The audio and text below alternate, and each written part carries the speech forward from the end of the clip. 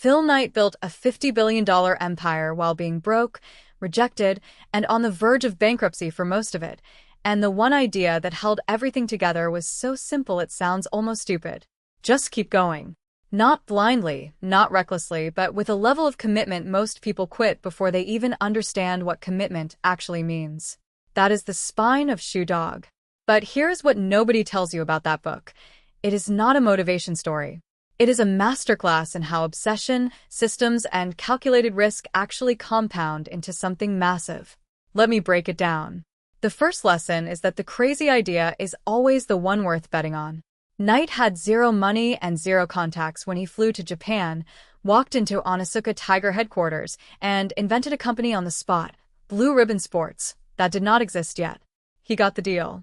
Most people wait until they feel ready. Knight knew readiness is a fiction. He moved first and built the credibility on the way down. The second lesson is that cash flow kills more good businesses than bad strategy does. Nike came within days of bankruptcy multiple times, not because they were losing but because they were growing too fast and their bank kept pulling the line of credit. Knight was profitable and almost dead simultaneously. If you do not understand the difference between profit and liquidity, you are flying blind. Period. Third lesson, Finder Bowerman. Bill Bowerman was Knight's coach, and he literally cut apart shoes and rebuilt them in his garage. He invented the waffle sole with a waffle iron.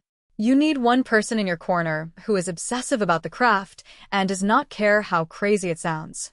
In trading, in business, in any high-stakes game, the people around you either multiply your edge or dilute it. There is no neutral. Fourth lesson, brand is not marketing, it is belief. When Nike was nothing, the team wore the shoes everywhere, gave them to athletes who had no idea who they were, and acted like the product was already the best in the world. The belief came before the proof. Most people wait for the proof. The ones who win manufacture the belief first. Fifth lesson, and this is the one that hits hardest, systems outlast inspiration. Knight was not always motivated. He was often terrified. But he had built routines, relationships, and structures that kept moving even when he could not. The machine did not need him to feel good. It just needed to keep running. That is what separates the people who build something from the people who just dream about it. Discipline compounds. Systems compound. And the right automation compounds harder than anything. Vishmaster automates exactly this. Add Vishmaster.live.